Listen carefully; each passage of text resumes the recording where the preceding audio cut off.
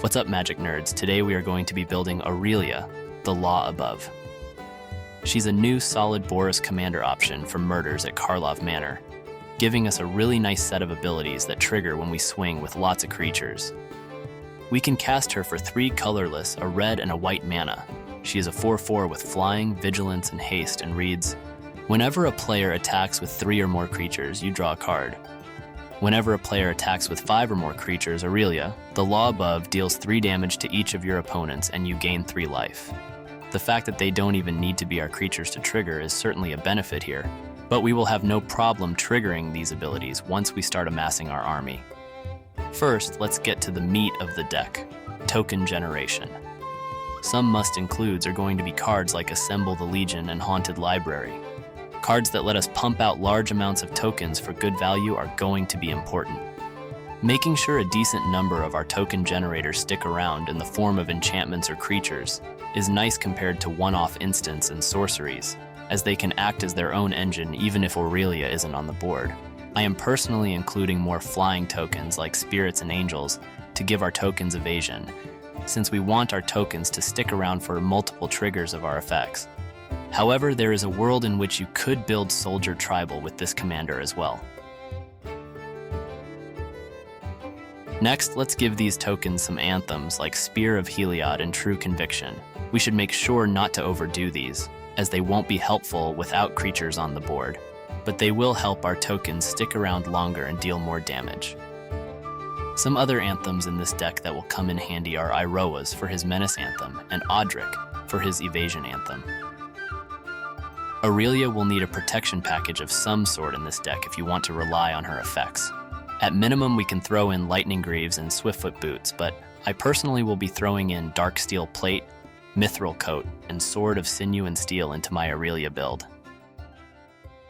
Brave the Elements is going to be a slept-on option for this deck, as you can not only use it for protection, but can also use it for a large, unblockable swing to win the game. A sweet spot you could aim for protection cards could be from around 4 to 7 cards. You'll be able to use these on other creatures in the deck too, so they aren't useless if Aurelia's commander tax has become sky high. Every deck needs great removal options, so we'll include a standard package of generic choices like Generous Gift and Stroke of Midnight. I always throw a copy of Revoke Existence into my white decks, as it is one of the more underrated enchantment and artifact removal cards for the same cost as Disenchant, but with the added benefit of exile. You can also technically count Spear of Heliod as a conditional removal option as well.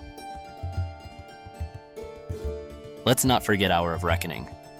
It's going to be a game-changer board wipe that lets us keep our army and eliminate our opponent's boards.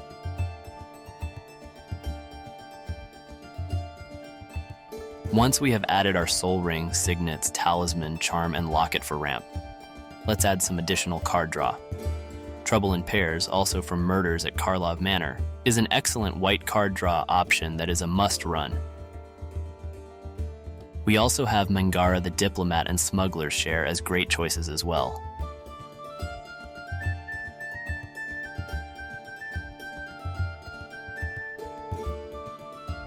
Some possible win cons in this deck to take it over the top will be Moonshaker Cavalry, Gisela, Blade of Gold Knight, and Akroma's Will. These will all give us a massive boost to our army for large enough swings to threaten lethal within the turn they come down.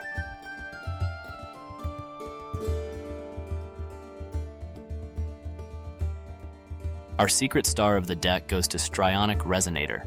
When paired with Aurelia, it can double her card draw, damage, and life gain for 2 mana. We will also have plenty of triggered abilities in this deck, which will double our token output. This card is going to provide insane value even if it goes off once. Thanks for sticking around to the end. I hope you enjoyed my first deck build video. Let's continue building an awesome commander community on this channel, and every like and comment really helps grow the channel and tells YouTube that you enjoy the content. Subscribe if you haven't already, and I'll see you again shortly for more Commander awesomeness.